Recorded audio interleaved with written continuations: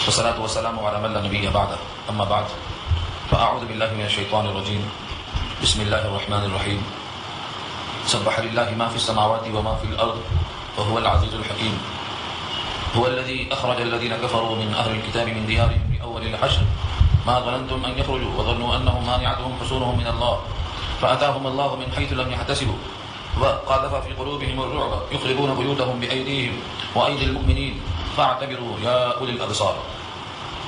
صدق الله العلي العظيم وصدق رسوله النبي الكريم ونحن على ذلك من الشاهدين والشاكرين. اللهم ألهمنا رشدنا وأعذنا من شرور أنفسنا. اللهم وفقنا لما تحب وترضى من القول والفعل والنية. رب اشرح لي صدري ويسر لي أمري واحلل عقدة من لساني يفقهوا قولي. آمین یا رب العالمین. محترم حضرات، معزز سامعین، محترم خواتین، امام اور بہنوں، میرے بھائیوں، پیارے بچے، سورہ مجادلہ کے بعد سورہ حشر کا آغاز ہو رہا ہے.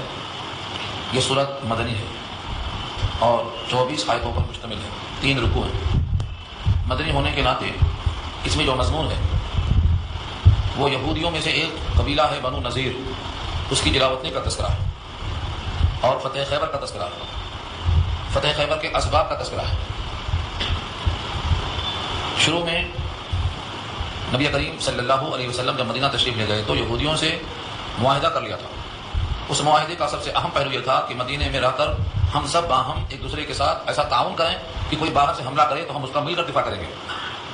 لیکن یہودیوں میں سے بنو نذیر نے خاص طور سے جب دیکھا کہ مسلمان احد میں شکست کھا گئے تو ان کے دل میں خیال آیا کہ مسلمانوں سے معاہدہ کرنے میں فائدہ نہیں ہے بلکہ ان کی مخالفت کر کے مشرکین مکہ سے معاہدہ کرنے میں فائدہ ہے. اس طرح سے یہودیوں کا سردار کعب بن اشرف نے 40 نوجوانوں کے ساتھ مکہ پہنچ کر ابو سفیان کے ساتھ 40 مشرکین کو جمع کیا اور باہم معاہدہ کیا اور یہ سازش خفیہ ہوئی. یعنی نبی صلی اللہ علیہ وسلم کو اطلاع دیے بغیر باہم معاہدہ کر لیا. جبریل نے آ کر آپ کو اطلاع دے دیا. اس کے بعد آپ نے خیبر کا محاصرہ کیا. اس سورت کا یہ مضمون ہے.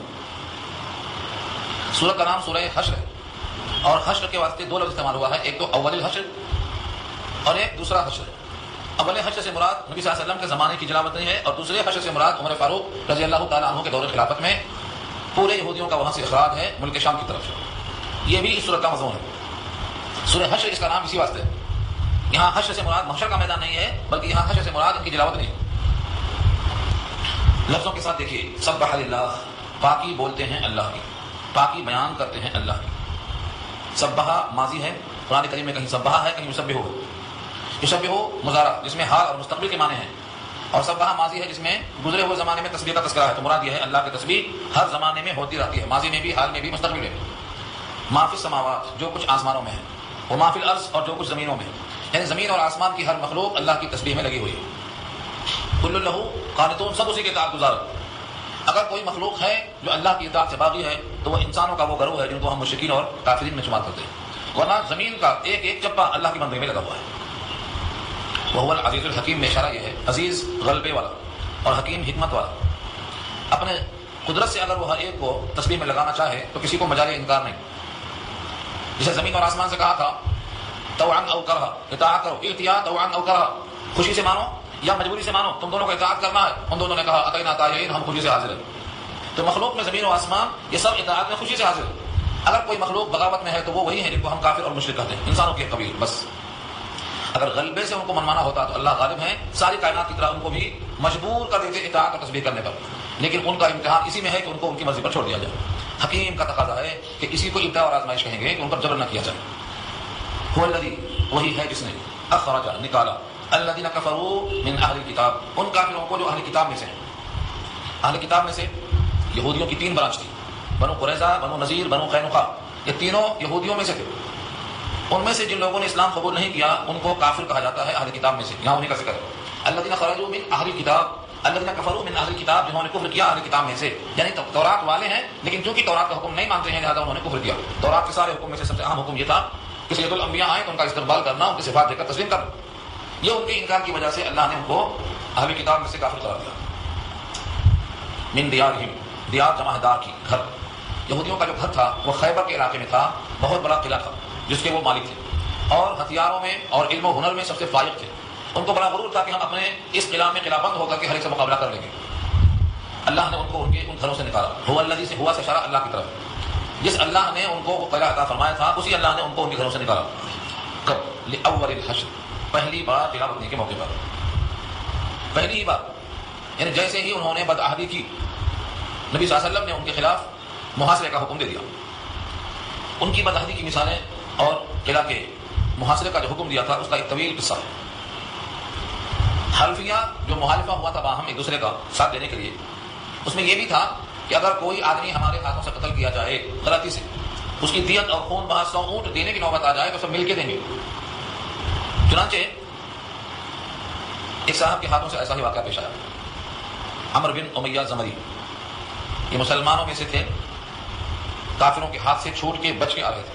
ہوا یہ تھا کہ کچھ لوگوں کو کافروں نے طلب کیا تھا، تبلیغ کے لیے بلایا تھا، ان پوروں کو قتل کر دیا. یہ صاحب بچ کے نکل کے آئے تو ان کو بڑا جوش تھا، اپنے ساتھیوں کے ساتھ غداری کا انتقام دینے کی آگ رکھ رہے تھے. مدینے کے باہر تو ایسے شخص ملے کافروں میں سے، وہ بنی عامر کے قبیلے کے تھے، ان کو انہوں نے قتل کر دیا انتقام لیتے ہوئے. حالانکہ وہ دونوں ایسے قبیلے سے تھے جن سے معاہدہ تھا اور ان سے بھی ایک قسم سے ایگریمنٹ ہو گیا تھا. ان کو بھی قتل کرنا، عزلو حلف نامہ غلط تھا، ان کا خون بہا دینا تھا. اس خون بہا کو لینے کے لیے نبی صلی اللہ علیہ وسلم بنو نذیر کے پاس تشریف لے گئے کہ ہم سب مل کر ان کا خون بہا 100 اونٹ دے دیں. انہوں نے آپ کو بٹھا دیا اور بٹھانے کے بعد مشورہ کر کے ہم آتے ہیں، چلے گئے اور طے یہ کیا کہ آپ نیچے بیٹھے ہیں، اوپر سے ایک پتھر ڈال دو.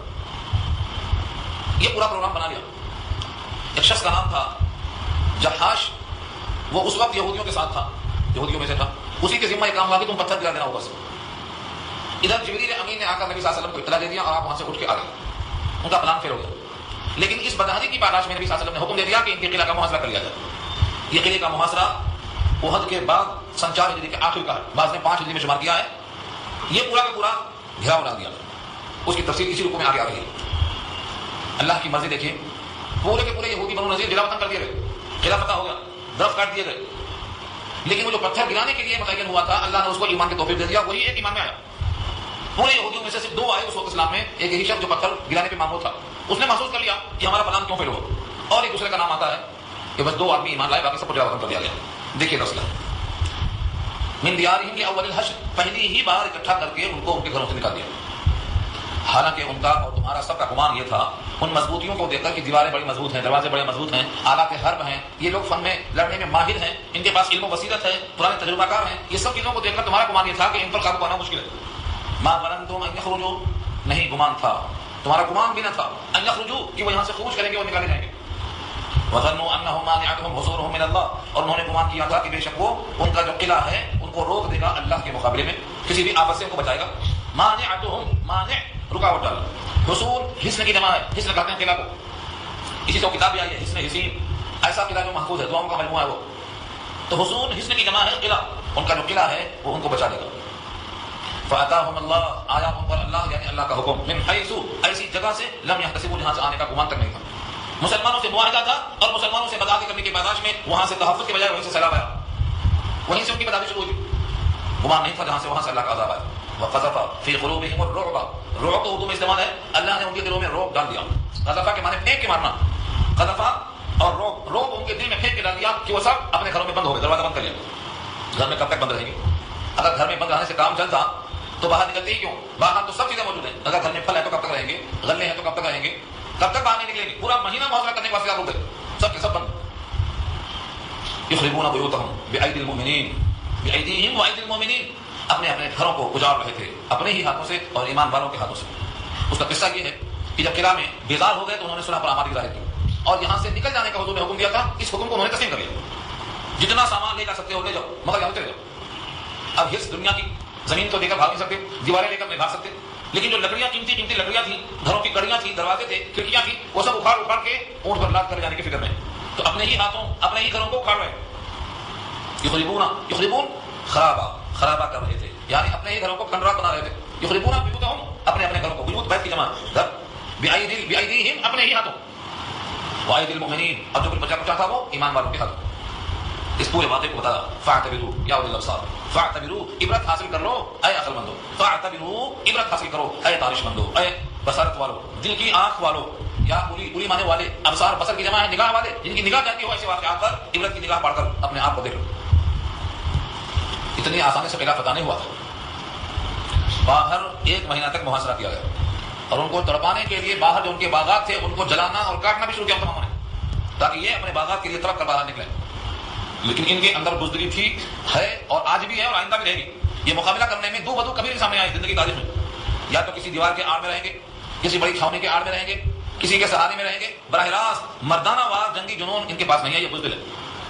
ان کے دلوں میں لڑنے کی طاقت نہیں ہے. درختوں کو کاٹنے کے بعد بھی باہر نہیں نکلے, پورا 1 مہینہ تک محاصرہ کرنے کی نوبت آئی. اللہ فرماتے ہیں کہ اگر ان کے لیے جلا وطنی نہ لکھ دی گئی ہوتی پہلے سے تو دنیا ہی میں ان کے عذاب بھیج دیتے. آخرت کا عذاب تو ہے ہی, دنیا ہی میں ان کو عذاب دے دیتے. جس طرح سے قوم لوط پر, قوم فرعون پر, قوم سمود پہ عذاب آیا, ان پہ بھی آ جاتا, لیکن طے شدہ تھا کہ ان کو یہاں جلا وطن کرنا ہے. جملہ آگے ہوئی ولولا ان كتب الله عليهم الجلاء, اور اگر یہ بات نہ ہوتی کہ لکھ دیا ہے اللہ نے ان پر جلا وطنی, اردو میں جلا وطنی کہتے ہیں, عربی میں جلا کہتے ہیں. اگر جلا وطنی ان کی مقدر میں نہ لکھ دی گئی ہوتی تو کیا کرتے؟ کہ لولا کا جواب ہے لعذبهم في الدنيا, تو دنیا ہی میں ان کو عذاب دے دیتے. ولهم في الآخرة عذاب النار, اور ان کے لیے آخرت میں دوزخ کا عذاب ہے. تو دنیا میں جلا وطنی چونکہ لکھی ہوئی تھی اس لیے یہاں تو عذاب نہیں آیا, ہاں جلا وطنی کی شکل میں عذاب جھیل رہے ہیں, البتہ آخرت میں ان کے لیے دوزخ کا عذاب. یہ سب کیوں ہے ان کو, جبکہ یہ بھی اللہ کی مخلوق ہیں, یہ اس قدر مجرم کیوں بنے, کیا وجہ پیش آئی؟ اس کا جواب دیا ہے ذالک بانہم شاقوا اللہ ورسولہ, یہ سب اس وجہ سے ہے, بات سببیہ ہے. بانہم مانے اس وجہ سے کہ انہوں نے مخالفت کی ہے اللہ رسول کی. شاقوا اللہ ورسولہ, شاقہ شاقو کے معنی مخالفت کرنا, ضد کرنا. شاقوا اللہ ورسولہ, انہوں نے اللہ کی اور اس کے رسول کی مخالفت کی, اور انہی کے ساتھ یہ مخصوص قاعدہ قانون نہیں ہے بلکہ آئندہ کے لیے وصول یہی رہے گا. ومن یشاق اللہ, جو بھی مخالفت کرے گا, جو شخص بھی اللہ کی مخالفت کرے گا, فإن اللہ شدید العقاب, تو اللہ سخت پکڑ والے ہیں, اس کی پکڑ بھی ایسی ہوگی. آئندہ کا دستور یہی. یہاں ایک عجیب و غریب متضاد چیزوں میں سے دونوں کو حق بتایا اللہ. خیبر کے قلعے کے باہر جو باغات تھے کھجوروں کے, صحابہ میں سے بعض نے کہا کہ ان کو جلا دو, ان کو کاٹ دو, تاکہ یہ گھروں سے نکلیں بلا کے. کب تک بند رہیں گے؟ اور بعض صحابہ نے کہا کہ کاٹنے سے فائدہ نہیں ہے, آج نہیں تو کل قلعہ فتح ہونے ہی والا ہے, ان کو یہاں سے جانا ہے, یہ مال غنیمت کو تباہ کرنے کے برابر ہے. یہ باغات ہمیں ہی ملنے والے ہیں, اور ان نعمتوں کو کیوں ضائع کریں؟ مسلمانوں کا گروہ تقسیم ہو گیا اس رائے دینے میں. بعض نے کہا کاٹ دیں گے, بعض نے کہا کہ اس کو اپنے ہی واسطے ہے, کیوں کاٹیں گے؟ نبی صلی اللہ علیہ وسلم کے حکم سے یہ صحابہ کر رہے تھے. اس آیت میں 3 باتیں ثابت ہوتی ہیں. نمبر 1 کاٹنا, کاٹنے کی رائے دینا. نمبر 2 نہ کاٹنا اور نہ کاٹنے کی رائے دینا. یہ دونوں چونکہ اللہ کی رضامندی کے لیے تھا, لہذا دونوں تمہارے حق میں باعث اجر ہے, دونوں اللہ کے حکم سے. اور دوسری بات یہ معلوم ہوئی کہ یہ حکم اللہ کا نہیں تھا بلکہ اللہ کے نبی کا تھا, مگر اللہ نے اس کو بھی باذن اللہ کہا, تو گویا اللہ کے رسول کا حکم بھی اللہ کے حکم کے برابر ہے. اسی بات یہاں باذن اللہ کہا, اللہ کے حکم کو. اور تیسری بات یہ معلوم ہوئی کہ جو لوگ کہتے ہیں دن بھی ہو رات بھی ہو, دونوں کیسے ہو سکتا ہے, یا پھر جگہ درست ہے, لیکن شریعت میں بعض احکامات ایسے ہیں جو متضاد ہیں, اپوزٹ ہیں, مگر دونوں درست ہیں. جیسے یہاں درخت کاٹنا بھی اور درخت کا نہ کاٹنا بھی متضاد عمل ہے, لیکن اللہ فرماتے ہیں کیونکہ دونوں کی نیت خالص تھی, لہذا دونوں عمل اللہ کے واسطے. الفاظ دیکھیے, ما قطعتم من لینۃ او ترکتموها قائمۃ علی اصولها فباذن اللہ, جو کچھ تم نے کاٹا کھجوروں کے درخت کے تنے, لینۃ کے معنی کھجوروں کے درخت کے تنے, جو کچھ تم نے کاٹا کھجوروں کے درختوں کے تنوں کو, او یا ترکتموها, اس کو ترک کر دیا, چھوڑ دیا, نہیں کاٹا, قائمۃ کھڑا ہوا ہے, علی اصولها, اپنے جڑ پر, اصول اصل کی جمع ہے, اپنے جڑ پر تنے پہ کھڑا ہوا ہے. فباذن اللہ, یہ دونوں اللہ کے حکم سے. تمہارا کاٹنا تمہارا نہ کاٹنا دونوں اللہ کے حکم سے ہے, کیونکہ دونوں میں اللہ کی رضا اور پسندیدگی اور نبی کا حکم شامل ہے. وَلِيُخْزِيَ الْفَاسِقِينَ, اور تاکہ فاسقوں کو اور رسوائی ہو, تاکہ کافروں کو اور ذلت ہو. ایک تو یہاں سے منافقین جب سنیں گے کہ مسلمان یہودیوں پر غالب آ گئے, تو جن لوگوں نے یہودیوں سے معاہدہ کیا تھا ان کو شرمندگی ہوگی, رسوا ہوں گے وہ. چنانچہ مشرکین مکہ نے جو کعب بن اشرف سے معاہدہ کیا تھا, جب ان کو اطلاع ملی کی خیبر فتح ہو گیا, تو ان کا حال کیا تھا؟ یہاں ولیخزی الفاسقین, تاکہ فاسق لوگ ذلیل ہو جائیں. اس سے مراد منافقین بھی ہیں جن کے دل میں نفاق تھا, مسلمانوں میں شامل تھے. اور کعب بن اشرف کو تو نبی صلی اللہ علیہ وسلم نے اس بدعتی کی پاداش میں قتل کرنے کا حکم دے دیا, اور محمد بن مسلمہ نے قتل بھی کر دیا اس کو, جس نے معاہدے کی خلاف ورزی کی تھی. اس غداری کی پاداش میں قتل کرنے کا حکم دے دیا گیا. اس آیت سے یہ مسئلہ معلوم ہوا کہ اگر کوئی چیز اللہ کے لیے کی جائے اور دونوں کے پاس دلائل موجود ہوں, تو متضاد ہونے کے باوجود ان کو گناہگار اور خاطی قرار نہیں دیا جائے گا. جیسے چاروں امام ہیں, امام اعظم ابو حنیفہ رحمۃ اللہ علیہ, امام شافعی رحمۃ اللہ علیہ, امام مالک رحمۃ اللہ علیہ, امام احمد بن حنبل رحمۃ اللہ علیہ, اگر یہ چاروں کوئی بات کہتے ہیں اور ساتھ میں دلیل پیش کرتے ہیں اور چاروں میں کچھ تضاد نظر آتا ہے, تو آپ کسی کو گمراہ اور خاطی اور باطل نہیں کہہ سکتے. اسی آیت سے معلوم ہوتا ہے, کیونکہ یہاں بتائی 2 چیزیں, درختوں کا کاٹ دینا, درختوں کو نہ کاٹ دینا, چھوڑ دینا, کتنا بڑا فرق ہے. لیکن چونکہ دونوں کے ساتھ اللہ کی رضامندی شامل ہے, لہذا یہ اللہ کے حکم سے قرار پائے گا, متضاد عمل ہے. بلکہ اسی پر ایک اور واقعہ بھی لکھا ہے, آپ اس سے پہلے بھی سن چکے ہیں. غزوہ احد کے بعد جب معلوم ہوا کہ یہودیوں نے بدعہدی کر دی اور کفار قریش کا ساتھ دیا, تو جبریل نے صاحب کہا کہ اللہ کے نبی ہتھیار نہ اتاریے, جبریل نبی لباس جنگ میں ہے, چلیے. صحابہ کو حکم دیا نبی صلی اللہ علیہ وسلم نے کہ خیبر پہنچو, اور راستے میں اگر عصر کی نماز کا وقت بھی آ جائے تو وہاں پہنچ کے پڑھو. ہمیں اثر وہاں پڑھنا. راستے میں اثر کا وقت ہو گیا, صحابہ کی رائے تقسیم ہو گئی. کچھ لوگوں نے کہا حضور کا مقصد یہ تھا کہ جلدی چلو, نماز قضا کرنا مقصد نہیں تھا, لہٰذا ہم تو یہاں پڑھ لیں گے. کچھ لوگوں نے کہا حضور نے کہا اثر جا کے وہاں پڑھو تو ہم تو وہیں پڑھیں گے, قضا ہو چاہے ادا ہو. ان دونوں میں سے بعض نے راستے میں پڑھا اور بعض نے وہاں پہنچ کے پڑھا. نبی صلی اللہ علیہ وسلم نے کسی کو کچھ نہیں کہا بلکہ دونوں کی تعریف فرمایا. یہ کیا ہے؟ یہ اجتہادی عمل ہے. نص قطعی دونوں کے پاس ہے. ایک کے پاس یہ ہے کہ اللہ کا حکم ہے نماز وقت پہ پڑھو, اور نبی کا منشا نماز قضا کرانا نہیں تھا بلکہ جلدی پہنچنا تھا, لہٰذا اللہ کی منشا پورا کرنے میں آؤ. دوسرے کے پاس کیا تھا؟ نبی نے یہ کہا ہے کہ وہاں پہنچ کے اثر پڑھو, لہٰذا وہاں پہنچ کے ہی پڑھیں گے. دونوں کے پاس حکم موجود ہے. ایسی ہی مجبوری ہے ائمہ اربعہ کے پاس, ورنہ ذاتی اختلاف نہیں ہے. ائمہ اربعہ کے اختلافات کی یہی نوعیت ہے. اسی لیے چاروں امام کو حق پر مانا گیا. لوگ کہتے ہیں چار حق کیسے ہوتا, چار حق کیسے ہوتا؟ یہاں دو حق نظر آتا ہے. جب دو ہو سکتا ہے چار بھی ہو سکتا ہے. اللہ کی منشا کے مطابق ہے تو چار بھی ہو سکتا ہے, دو بھی ہو سکتا ہے. اس قسم کی جتنی مثالیں موجود ہیں ان کا مقصد یہی ہے. اگر کوئی اپنے ذات سے اختلاف کرتا ہے بے دلیل تو خطی ہے, لیکن اگر دلائل سامنے رکھ کر کے وہ قوت اجتہاد رکھتے ہوئے اپنے رائے میں اختلاف رکھتا ہے تو اس کو خطی نہیں کہا جائے گا. اسی بنیاد پر جو کچھ تم نے قضا کیا, کھجوروں کی طرف کے تنے جو تم نے کاٹ ڈالا یا ان کو چھوڑ دیا, کھڑے ہوئے ہیں اپنی جڑوں پر, بس یہ سب اللہ کے حکم سے ہیں اور تاکہ اللہ فاسق و رسوا کرے. وما افاء الله على رسوله منهم وما اوجفتم عليه من خير ولا ركاب ولكن الله يسلط رسله على من يشاء والله على كل شيء قدير. ایک مال ہے جس کا نام مال فے ہے. فے جیسے ہمارے پاس مال غنیمت, سب جانتے ہیں مال غنیمت, لیکن مال فے نہیں جانتے سب لوگ. اگر جنگ کرنے کی نوبت آئے اور فتح کے بعد مال ملے تو مال غنیمت ہے, لیکن اگر جنگ کرنے کی نوبت ہی نہ آئے اور صرف وہاں پہنچنے سے فتح ہو جائے بغیر جنگ کیے ہوئے, اب جو مال حاصل ہوگا اس کا نام مال غنیمت نہیں ہے, مال فے. بغیر قبضہ کی خود بخود فتح ہو گیا تو مال فے. بعض دفعہ گھوڑا دوڑانے کی ضرورت پیش نہیں آتی, معلوم ہوتا کہ آ رہا ہے قافلہ, لوگ چلے جاتے چھوڑو, ہیبت کی وجہ سے. کیونکہ اس زمانے میں مسلمانوں کے لشکر کا یہی حال تھا, تھمتا نہ تھا کسی سے سید رواں ہمارا. جدھر جاتے تھے ادھر علاقہ کا علاقہ صاف ہو جاتا تھا, تو ہر جگہ گھوڑا دوڑانے کی ضرورت پیش نہیں تھی. یہاں اشارہ اسی کی طرف ہے. وما افاء اللہ علی رسولہ, اور جو کچھ اللہ نے اپنے رسول کو ان سے دلوایا. افاء یفیء کے معنی پورا پورا دلانا.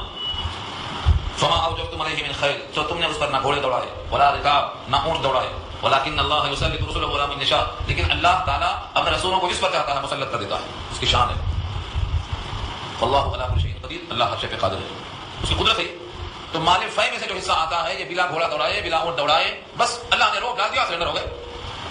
خود مکہ جو فتح ہوا ہے کتنے لوگ مارے گئے تھے؟ سب سے کم تعداد مکہ کے فتح میں ہوئی جو مارے گئے, سب سے کم تمام جنگوں میں. مکے والوں کو اللہ نے ایسا مرغوب کر دیا تھا کفار قریش نے کہ سب کے سب بغلے میں جا کر داخل ہو گئے. معدود چند شہید ہوئے مسلمانوں میں سے اور معدود چند کافروں میں سے, گنتی کے چند. اس طرح سے اللہ تعالیٰ نے روک ڈال دیا. ما افاء اللہ علی رسولہ من اہل القری, اور جو کچھ اللہ نے دلایا اپنے رسول پر اہل قرآن میں سے, قرآ قریہ کی جمع ہے قرآ, جو کچھ بھی اللہ تعالیٰ بستی والوں میں سے اپنے رسول کو دلوا دے تو وہ کیا ہوگا, کیسے خرچ ہوگا. مال غنیمت کے تو 5 حصے ہوں گے. وَاعْلَمُوا أَنَّمَا غَنِمْتُم مِّن شَيْءٍ فَأَنَّ لِلَّهِ خُمُسَهُ, 10ویں پارے کی پہلی آیت. وہاں مال غنیمت کا 1/5.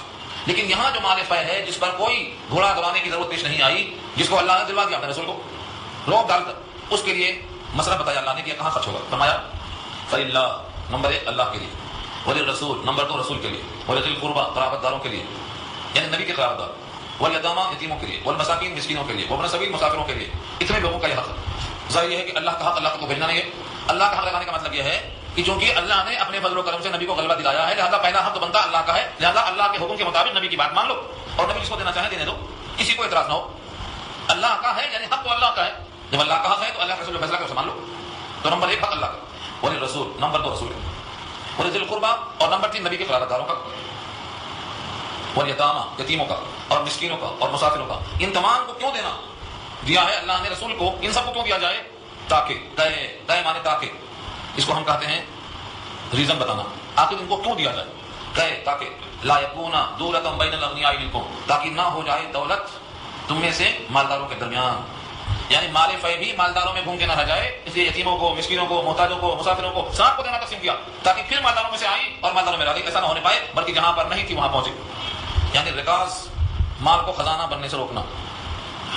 دنیا میں جتنی بھی مالی اعتبار سے فکریں لوگوں کی ہیں, بعض کہتے ہیں کہ سب کے سب مال میں برابر ہیں, کام کرو اور کھانا پاؤ, کپڑا پاؤ, ختم. بعض کہتے ہیں کہ جس کو جتنی محنت صلاحیت ہے وہ اپنے مال کو جمع کر سکتا ہے, اس کا حقدار بن سکتا ہے. نظام اسلام کا یہ ہے کہ اگر کسی کے پاس صلاحیت نہیں ہے لیکن اس کو بنیادی حق ملنا چاہیے, یعنی وہ یتیم ہے, مسکین ہے, مسافر ہے, اندھا ہے, لیکن اس کو بھی کھانے کی بھوک لگی ہے, کپڑے کی ضرورت ہے, تو بیسک بنیادی چیزیں ہر ایک کو ملنا چاہیے, وہ کام کرتا ہو یا نہ کرتا ہو. اس کے بعد اگر وہ ان کا حق دیتے ہوئے اپنے مال کو جمع کرتا ہے تو کوئی رکاوٹ نہیں ہے, کوئی پابندی نہیں ہے. اپنے اپنے مال کا وہ مالک رہے گا, آگے نہیں صحیح. تاکہ نہ رہ جائے مال تمہارے تونگروں کے قبضوں میں. وما آتاکم الرسول فخذوہ، اور جو کچھ تم کو دیں رسول اس کو لے لو. تو کوئی آیت کس سبات میں ہے، کس سیاق میں ہے؟ یہاں مال فے کی تقسیم ہے، کیونکہ وہ مال فے اللہ کا ہے، اللہ کے رسول کا ہے، لہذا تم کو جو بھی اللہ کے رسول دیں اس میں سے لے لو، اور جس سے روکیں اس سے رک جاؤ، اعتراض مت کرو. ہے اس سیاق و سبات میں. لیکن اس میں اللہ نے یہ نہیں کہا کہ رسول تم کو جو مال دیں وہ مال لے لو، اور جس مال سے روکیں اس مال سے رک جاؤ. لفظ مال یہاں سے نکال دیا. اس حکم میں تعمیم پیدا ہو گئی کہ جس کام سے تم کو اللہ کے نبی روکیں اس سے رک جاؤ، اور جو تم کو دیں، چاہے مال دیں، چاہے تم کو آرڈر دیں، چاہے تم کو حکم دیں، ہر وہ چیز جو آپ کی طرف سے صادر ہو اس کی تعمیر کرو. اسی واسطے یہ آیت نص قطعی ہے اس معاملے میں کہ نبی کا حکم اللہ کے حکم کے برابر ہے، کیونکہ اس آیت میں اللہ نے کہا دیا تم کو جو نبی دیں اسے لے لو، یعنی جو حکم بھی دیں اسے قبول کر لو. تو نبی کا حکم ماننا در حقیقت اللہ کا حکم ماننا ہے، اور نبی کا انکار کرنا در حقیقت اللہ کا انکار کرنا ہے. اس آیت سے معلوم ہوا. لہذا جو لوگ اللہ کے حکم میں اور نبی کے حکم میں فرق کرتے ہیں، اس آیت سے ان کی تردید ہوتی ہے. کسی بھی حکم کو اگر اللہ کی زبان سے، اللہ کے حکم سے آیا ہے، اللہ کی طرف سے آیا ہے، تو اس کا جو حکم ہے کہ واجب العمل ہے، نبی کی طرف سے کوئی حکم آیا ہے تو وہ بھی واجب العمل ہے. اس کی کوئی حیثیت سے کمی اور اس کو غیر اہم سمجھنے کی جو روش ہے یہ انتہائی غلط ہے. اب چاہے نبی کا حکم لباس سے متعلق ہو کرنا ہے، معاشرے سے متعلق ہو کرنا ہے، نکاح سے متعلق ہو کرنا ہے. اللہ کے نبی نے جو حکم دیا ہے اسے لے لو، اس میں اللہ کا حکم ہے، اور جسے روکا ہے اسے رک جاؤ. لہذا اگر کوئی بندہ نبی کا حکم سن کر نہیں رکتا تو گویا وہ اللہ کا حکم سن کر نہیں رکتا ہے. اگر کوئی حکم رسول اللہ دیں اور کوئی نہیں مانتا ہے تو اس کا مطلب وہ اللہ کا حکم نہیں مانتا ہے، کیونکہ اللہ نے اس آیت کے ذریعے سے نبی کا حکم ماننے کا حکم دیا. یہ نص قطعی. مولانا جسٹس تقی عثمانی صاحب نے یہ کتاب لکھی ہے حجیت حدیث، حدیث بھی حجت ہے. اس آیت کو انہوں نے کوٹ کیا، ایسی 8 آیتیں جمع کیا کہ اسے معلوم ہوتا ہے اللہ کے رسول کا حکم اللہ کا حکم ہے، ان میں فرق کرنے کی گنجائش تمہیں نہیں ہے. فنی لحاظ سے اور بات ہے کہ جو قرآن کی آیتوں میں ہے وہ قطعی جو ثبوت ہے، اور جو حدیثوں میں ہے وہ ضمنی جو ثبوت ہے. لیکن جب معلوم ہو گیا کہ حکم اللہ کے نبی کا ہے تو اب اس کی اطاعت واجب ہے، اب اس میں گنجائش تفریقی نہیں. وما آتاکم الرسول فخذوہ، تم کو جو رسول دے اسے لے لو. وما نہاکم عنہ فانتہوا، اور جس سے روکے اسے رک جاؤ. واتقوا اللہ، اور اللہ سے ڈرو. ان اللہ شدید العقاب، بے شک اللہ سخت پکڑ والے ہیں. اب یہاں سے ان فقراء کے لیے جو کہ ہجرت کرنے کی بنیاد پر اپنے گھروں سے بے گھر ہو گئے، اپنے مالوں سے الگ کر دیے گئے، اور ہمیشہ اللہ کی رضا اور خوشنودی میں لگے ہوئے ہیں، اور ہمیشہ اللہ کے دین کی مدد میں لگے ہوئے ہیں، ایسے لوگوں کو اللہ نے اس کا مستحق قرار دیا ہے کہ مال فے ان کو دیا جائے، یہ زیادہ حقدار. فرمایا للفقراء المہاجرین، فقراء فقیر کی جمع ہے، فقراء فقیر کی جمع ہے، اور لل مانے لیے، للفقراء المہاجرین، مہاجر کی جمع مہاجرین، ہجرت کرنے والے. ہجرت ترک کا نام ہے، ہجرہ مانے ترک، مہجور مانے متروک. مہاجر کہتے ہیں ترک کرنے والا، وطن چھوڑنے والا بھی مہاجر. مگر حقیقی مہاجر کو حضور بتاتے ہیں وہ حدیث پاک میں، والمہاجر من ہجر ما نہى اللہ عنہ. حقیقی مہاجر وہ ہے جو ان گناہوں سے رک جائے جن سے روکا ہے اللہ نے. اللہ نے جن گناہوں سے، جن کاموں سے روکا ہے، جو اس سے رک جائے وہ حقیقی مہاجر ہے. اس نے گناہ ترک کر دیا، اس نے وطن ترک کر دیا. وطن ترک کرنے والا بھی مہاجر ہے. لیکن ایک وطن ترک کر دینا آسان ہے، لیکن گناہ کو ترک کرنا اس سے زیادہ مشکل ہے. اس لیے گناہ کا ترک کرنے والا حقیقی مہاجر ہے. تو یہاں مہاجرین سے مراد وطن چھوڑنے والے. فقراء فقیر کی جمع ہے، فقیر کہتے ہیں جس کے پاس کچھ نہ ہو، مسکین کہتے ہیں جس کے پاس ایک وقت کھانا بھی نہ ہو. تو چاہے فقیر کی جمع فقراء ہو، ان تمام کے لیے زیادہ حق بتایا گیا. یہ فقراء مہاجرین کون ہیں؟ فقراء مہاجرین وہ ہیں جو مکے سے نکال دیے گئے اور مدینہ جب آئے ان کے پاس نہ گھر ہے، نہ باغ ہے، نہ کچھ ہے، کچھ بھی ان کے پاس نہیں ہے. یہ فقراء مہاجرین ہیں. لکھا ہے دوسری روایتوں میں کہ فقراء مہاجرین اغنیاء مہاجرین کے مقابلے میں جنت میں 500 برس پہلے پہنچیں گے. یہ 500 برس پہلے کیسے پہنچ جائیں گے؟ کیونکہ یہ فقراء ہیں، ان کے پاس کچھ نہیں ہے، جسم کے کپڑے ہیں خالی، حساب کسی کریں گے، حساب ہی نہیں ہے ان کا. اللہ کے پاس پیشی ہوگی چلے جائیں گے اندر. اور جن کے پاس غنا ہے، دولت ہے، وہ اس دولت کا حساب دیں گے. حساب دینے میں، حساب نہ دینے میں 500 برس کا فرق ہو جائے گا. تو یہ فقراء مہاجرین، ان کے بارے میں کہا گیا ہے الذین اخرجوا من دیارہم، جو نکال دیے گئے اپنے گھروں سے، واموالہم، اپنے مالوں سے، جبرا و ظلم نکال دیے گئے. یبتغون فضلا من اللہ، تلاش کرتے ہیں وہ فضل اللہ کا، یعنی اللہ کی جنت تلاش کرتے ہیں. ورضوانا، اور اللہ کی خوشنودی، رضامندی. وینصرون اللہ ورسولہ، اور مدد کرتے رہتے ہیں ہمیشہ اللہ کی اور اللہ کے رسول کی. مدد کرتے بھی اسی واسطے ہیں کہ اللہ راضی ہو جائے اور جنت مل جائے. اولئک هم الصادقون، یہی لوگ ہیں سچے، یہی لوگ ہیں سچے اور سچ بولنے والے. اس کے بعد نمبر ہے ان انصاریوں کا جنہوں نے ہجرت کرنے والوں کا استقبال کیا اور اپنے گھر کے دروازے کھول دیے ان کے لیے، آ جاؤ، تمہیں اس گھر میں ویسا ہی حق ہے جیسے ہمارا حق ہے. والذین تبوؤا الدار والایمان من قبلہم، اور وہ لوگ جنہوں نے گھروں کو قرارگاہ بنایا. تبوؤا الدار، تبوؤ مانے ٹھکانہ پکڑا، والایمان، اور ایمان کو قبول کیا، من قبلہم، مہاجرین کے آنے سے پہلے. یعنی کچھ لوگ مدینہ میں اسلام قبول کر چکے تھے ہجرت سے پہلے، انتظار میں تھے کہ مسلمان مکے سے کب مدینہ آئیں گے اور ہم ان کے ساتھ رہ کر کب اسلام کا بول بالا کریں گے. ویسے کچھ لوگ تھے منتظر تھے، ان کا یہاں تذکرہ کیا گیا ہے. اور وہ لوگ جنہوں نے اسلام کو یعنی مدینہ الرسول کو ٹھکانہ بنا لیا اور ایمان کو قبول کر لیا مہاجرین کے آنے سے پہلے پہلے، ان کا حال یہ تھا یحبون من ہاجر الیہم، محبت کرتے تھے ان سے جو ان کی طرف ہجرت کر کے آتا. جو بھی آتا ہجرت کر کے ان سے یہ پیار کرتے، یحبون من ہاجر الیہم. اللہ نے دل کو بھی واضح کر دیا. لوگ کیا کرتے استقبال تو کرتے لیکن بسا اوقات دل میں میل رہتا ہے کہاں سے مصیبت آئی, چلو اب ایسا ہوگا.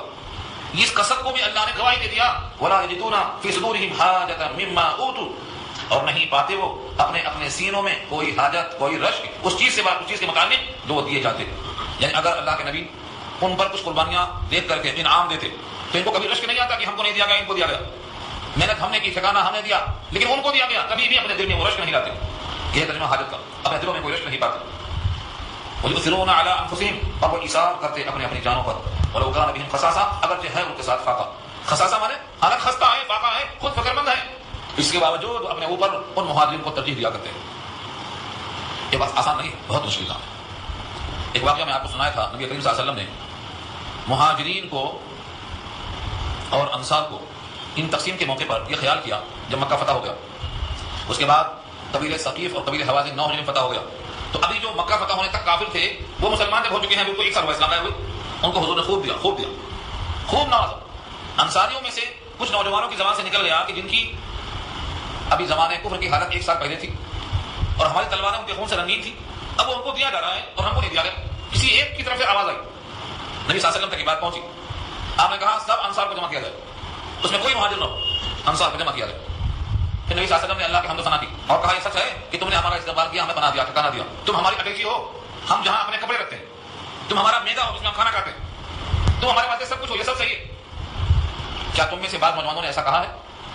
کچھ صحابہ جو سنجیدہ تھے انہوں نے کہا کہ کچھ نوجوانوں کی زبان سے ایسا نکلا ہے, یہ جلد باز کم فکر رکھنے والوں کی زبان سے نکلا ہے, یہ کوئی مصدقہ بات نہیں ہے سب کی طرف سے. نبی صلی اللہ علیہ وسلم نے جو تقریر کی صرف 2-4 جملوں میں, اس کا خلاصہ یہ تھا, جوامع الکلیم کی مثال دی جاتی ہے اس تقریر کو پیش کر کے. 2-4 جملے میں پورا معنی بدل گیا. آپ نے فرمایا کہ دیکھو یہ سچ ہے کہ تمہارے ساتھ تمہارا یہ سلوک تھا, لیکن یہ بھی سچ ہے کہ میں تمہارے درمیان میں ہوں.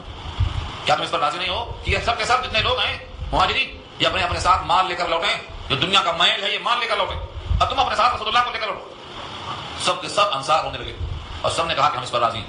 نبی صلی اللہ علیہ وسلم نے مکہ فتح ہونے کے باوجود مدینہ کو نہیں چھوڑا, اور وفات کے بعد بھی مدینہ کو نہیں چھوڑا, اور محشر کے میدان میں بھی مدینہ ہی سے نکلیں گے. اور مدینہ والوں کے واسطے یہ فخر ہے کہ جو وہاں رہے گا وہ نفاق سے بری ہوگا. نبی کی ان کے حق میں صحت کی دعا ہے, وہاں سے بناؤ کے چلنے کی دعا ہے, وہاں کے پیمانوں میں برکت کی دعا ہے. جیسی دعا مکے کے واسطے نبی صلی اللہ علیہ وسلم کے جد امجد ابراہیم نے کی تھی, وہی تمام دعائیں نبی صلی اللہ علیہ وسلم نے مدینے کے واسطے کی ہیں. سب کے سب انصار رونے لگے, چیخیں نکل گئی. تو نبی صلی اللہ علیہ وسلم کی طرف سے جو بات آئی اس آیت کے شرح میں دیکھیے کہ وہ انصار ایسے ہو گئے کہ مہاجرین پر کبھی رشک نہیں کرتے, چاہے حالت خستہ ہو, ہمیشہ ان کے واسطے اپنے دلوں میں خوشحالی کا جذبہ رکھتے اور نیک تمناؤں کا اظہار کرتے. وَمَن يُوقَ شُحَّ نَفْسِهِ فَأُولَٰئِكَ هُمُ الْمُفْلِحُونَ, اور جو شخص اپنی طبیعت کے بخل سے محفوظ کر دیا گیا وہی تو کامیاب ہے. جس کے دل میں بخل نہیں رہا اور جو اپنے طبیعت کے بخل سے اور شح سے بچا لیا گیا, بندہ کامیاب ہے. بندے مال کی محبت میں خدا کا حکم توڑتے, اور جو مال کی محبت کے بجائے اللہ کی محبت میں آ گیا طبیعت کے بخل سے بچ گیا. جتنے بھی امراض ہیں وہ سب طبیعت کے بخل سے شروع ہوتے. طبیعت کے بخل سے انسان نمازیں چھوڑتا, زکات چھوڑتا, حج چھوڑتا, حقوق چھوڑتا, جتنی بھی چیزوں میں کوتاہیاں ہوتی ہیں وہ طبیعت کے بخل سے ہوتی. طبیعت بخیل نہ ہو بلکہ سخی ہو اور ہر حق والے کا حق دینے کا جذبہ پیدا ہو, بس کامیاب بندہ ہو. وَمَن يُوقَ شُحَّ نَفْسِهِ, اور جو شخص اپنے طبیعت کے بخل سے محفوظ رکھا جائے ایسے ہی لوگ فلاح پانے والے ہیں. اس رکوع کی بالکل آخری آیت ہے اور اس میں ان صحابہ اور مہاجرین کا وہ حق بتایا ہے جو ہم پر بھی واجب ہے. تمام صحابہ کرام کا یہ حق ہے, مگر کتنے لوگ جانتے ہیں اس چیز کو. وَالَّذِينَ جَاءُوا مِن بَعْدِهِمْ يَقُولُونَ, اور وہ لوگ جو آئے دنیا میں ان کے بعد وہ یوں کہتے ہیں, یعنی نبی صلی اللہ علیہ وسلم کے صحابہ میں سے جو مہاجرین و انصار تھے ان کے تو مقام بتائے گئے, اب ان کے بعد جو لوگ بھی آئے یعنی تابعین, طبی تابعین اور ہم تک, وہ سب جتنے بھی لوگ ہیں ان کی زبان سے کیا نکلتا ہے ان کے بارے میں, یعنی مہاجرین کے بارے میں, انصار کے بارے میں کیا نکلتا ہے, یہ ان کو ہونا چاہیے. یہ ایک آیت کا ٹکڑا ہے جو دعاؤں پر مشتمل ہے. جو لوگ بھی ان کے بعد دنیا میں تشریف لائے وہ ان تمام انصار و مہاجرین کے بارے میں دعا کرتے ہیں, ربنا اغفر لنا ولاخواننا, اے ہمارے رب ہماری مغفرت فرما اور ہمارے ان بھائیوں کی مغفرت فرما, الذین سبقونا بالایمان, جو ایمان کے ساتھ ہم سے پہل کر گئے. سبقونا سبقت کر گئے, یعنی دنیا میں ہم سے پہلے صاحب ایمان ہوئے اور ایمان کے ساتھ چلے گئے. ولا تجعل فی قلوبنا غلا, اور مت بنا ہمارے دلوں میں کجی, کینہ. غل کہتے ہیں کھوٹ کو, غل و غش ہمارے دل میں نہ پیدا کر. یعنی ان صحابہ کے لیے اللہ تعالیٰ یہ سکھاتے ہیں کہ بعد والے وہ دعا کرتے ہیں کہ ان کی بھی مغفرت فرما, ہماری بھی, اور ہمارے دلوں میں کوئی کینہ کپٹ غل و غش ان کے تعلق سے نہ ہونے پائے. کن کے بارے میں, للذین آمنوا, جو ایمان لے آئے ان سے پہلے. ربنا انک رؤوف رحیم, اے ہمارے پروردگار بے شک آپ شفیق ہیں اور رحیم ہیں. رؤوف شفیق اور رحیم مہربان. یہ دعا جو لوگ کہتے ہیں اس کا مصداق بنے گی, جو دعا نہیں پڑھتے ہیں وہ اس کا مصداق نہیں بنے گی. صحابہ کے لیے یہ دعا ہمیں پڑھتے رہنا چاہیے. ربنا اغفر لنا ولاخواننا الذین سبقونا بالایمان ولا تجعل فی قلوبنا غلا للذین آمنوا ربنا انک رؤوف رحیم, یہ یاد کرنا چاہیے. اور جو صحابہ کے لیے یہ دعا کرے گا وہ اس آیت کا مصداق ہوگا، اور ان کے لیے اللہ کی طرف سے وعدہ پورا ہوگا۔ کیا وعدہ ہوگا؟ جو جن سے محبت کرتا ہے ان کے ساتھ رہتا ہے، اور جو صحابہ کے ساتھ رہے گا وہ جنت میں رہے گا۔ اس لیے جو قومیں صحابہ سے نفرت کرتی ہیں، ان کی عیب تلاش کرتی ہیں، ان کی غلطیاں خامیاں تلاش کرتی ہیں، وہ انشاءاللہ ان سے قریب نہیں ہو سکیں گے، کیونکہ اللہ کا یہ وعدہ ہے مرو والمرء مع من احب، جو جس سے محبت کرتا ہے اس کے ساتھ ہی رہے گا۔ اور صحابہ سے محبت کی دلیل یہ ہے کہ ان کے حق میں دعائیں خیر کرنا چاہیے۔ صرف ان کے عیوب تلاش کر کے لوگوں کو بدل اور متنفر کرنا یہ کوئی اچھا کام نہیں ہے۔ پورے قرآن کریم میں اللہ نے کہیں نہیں سکھایا ہے کہ تم صحابہ سے لوگوں کو متنفر کرو۔ ہاں یہ سکھایا ہے کہ وہ باہم مہربان تھے، باہم ایک دوسرے کا احترام کرتے تھے، ان کے دل میں تقویٰ تھا، ان سے اللہ کو محبت تھی، اللہ ان کو چاہتے تھے، وہ اللہ کو چاہتے تھے، اللہ ان سے راضی ہوا، وہ اللہ سے راضی ہوا، یہ کئی جگہ کام بنایا۔ اس لیے صحابہ کے حق میں کم سے کم دعائیں خیر کرنے کے واسطے اس آیت کا ٹکڑا یاد کر لیں۔ یہ سورہ حشر کی آیت نمبر 10 ہے، جہاں سے ربنا شروع ہوتا ہے، یہاں سے لے کر آخری آیت تک یاد کر لیں اور ہمیشہ کثرت سے پڑھیں، اور اس سے مراد اپنے ذہن میں انصار اور مہاجرین صحابہ کو رکھیں۔ اللہ تعالیٰ عمل کرنا آسان فرمائے۔ دعا کر لیجیے۔